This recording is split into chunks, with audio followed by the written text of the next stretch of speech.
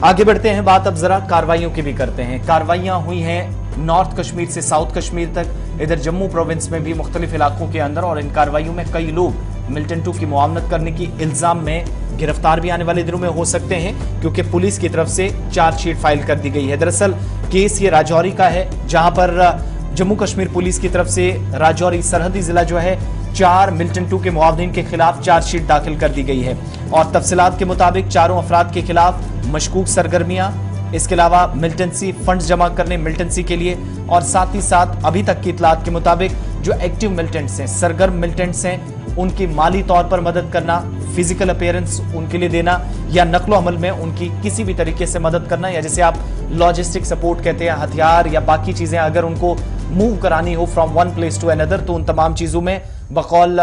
Police या police का जो चार्जशीट जो फाइल की गई है उसमें इन मामलात को सामने रखते हुए मुकदमा दर्ज किया गया है। इतलात के मुताबिक पुलिस की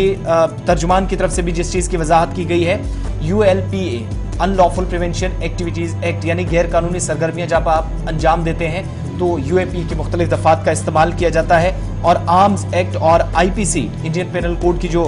मुतलका दफात हैं उसके तहत भी FIR दर्ज कर दी गई है। 25/2018 में जो FIR दर्ज थी उसी को मजीद आगे ले जाते हुए अब चार्जशीट फाइल कर दी गई है, इल्जाम तय कर दिए गए हैं। मुल्जिमान बताया जाता है कि हिजबुल मुजाहिदीन, ये जो ममनू तंजीम है, उसके साथ वाबस्ता थे, और हवाला के जरिए जो मिलिटेंट 2 की फंडिंग होती है उसमें भी इन लोगों का नाम सामने आया था अभी तक की चार्जशीट की डिटेल्स के मुताबिक। तहकीकात के दौरान जम्मू कश्मीर और बताया जाता है कि पाकिस्तान के ज़ेर इंतज़ाम कश्मीर में भी मिलिटेंट 2 के नेटवर्क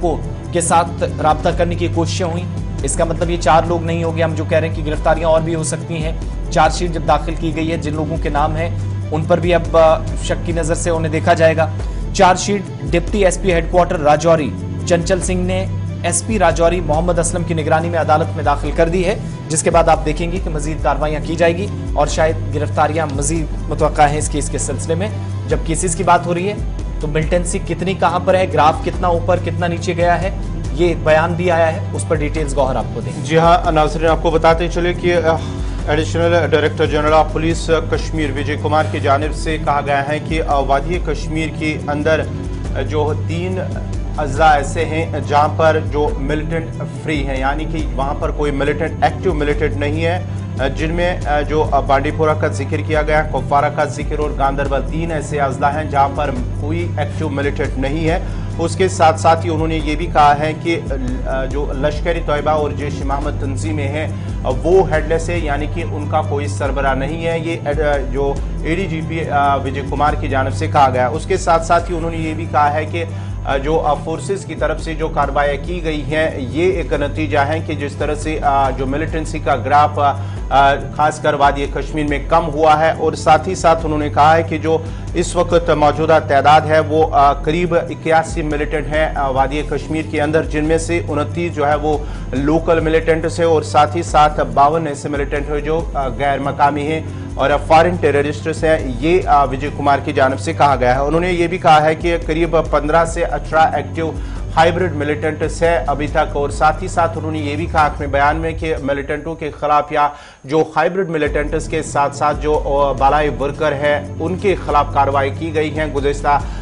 1 साल के दौरान, जिस तरह से कार्रवाई की गई है। उन्होंने ये भी अपने बयान में कहा है कि अगले 2 सालों के दौरान वादी कश्मीर को मिलिटेंसी फ्री बनाया जाएगा अगले 2 सालों के दौरान, और जिस तरह से फोर्सेस काम कर रही है, लोगों के ताउन से, लोगों के जो उनका आपसी तालमेल है, उसकी वजह से ये जो ऑपरेशन जो है कामयाब हो रहे हैं। मुख्तलिफ इलाकों के अंदर जो सरगर्म मिलिटेंट तंजीमें हैं, बकौल additional director general police Kashmir सूबा विजय कुमार,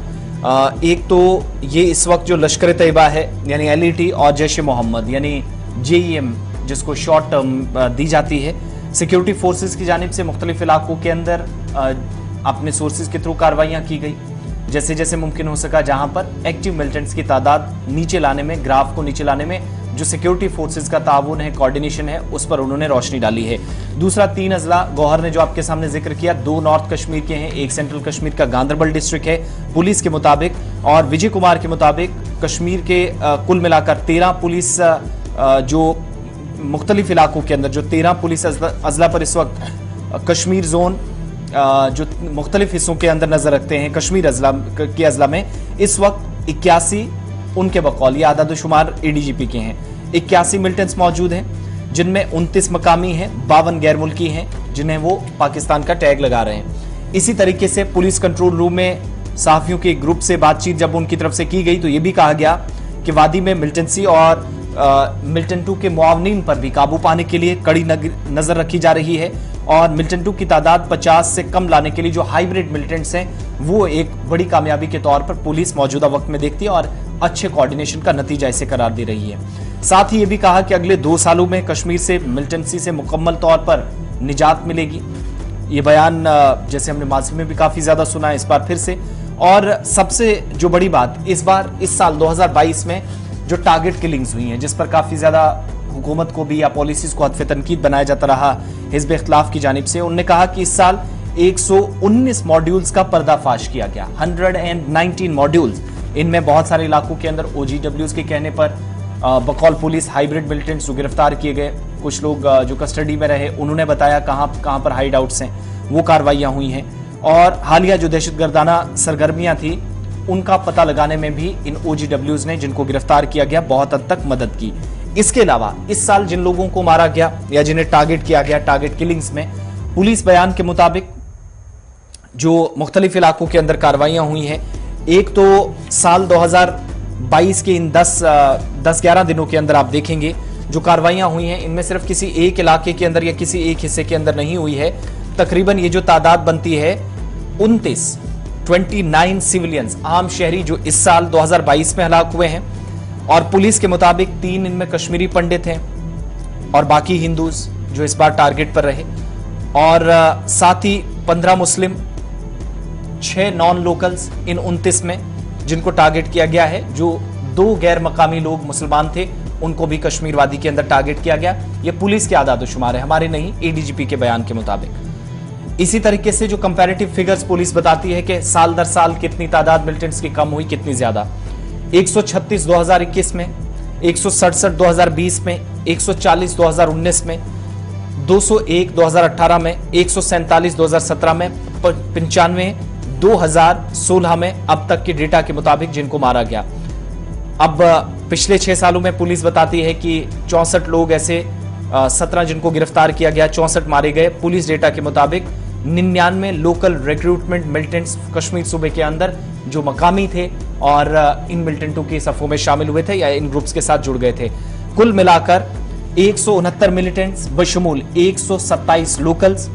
42 फॉरेनर्स जो गैर मकामी हैं, इस साल के डेटा के मुताबिक, आदादोशुमार के मुताबिक मारे गए हैं। अब जब टारगेट किलिंग्स की बात हुई तो 29 की तस्दीक पुलिस कर रही है, 15 मुसलमान हैं, बताया जाता है कि जिनमें लोकल कुछ हिंदूज भी हैं, जो बाहर के भी थे, कुछ नॉन लोकल मुस्लिम भी थे, 15 उनकी तादाद भी बनती है। इसी तरीके से कश्मीरी पंडित 3, ये 29 का फिगर बताया जाता है। लेकिन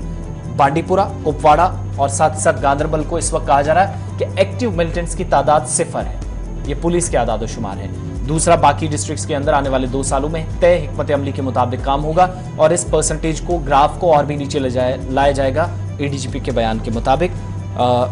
बहुत सारे सवालों के उन्होंने जवाब दिए, लेकिन कुछ अहम बातें थी अब तक हमने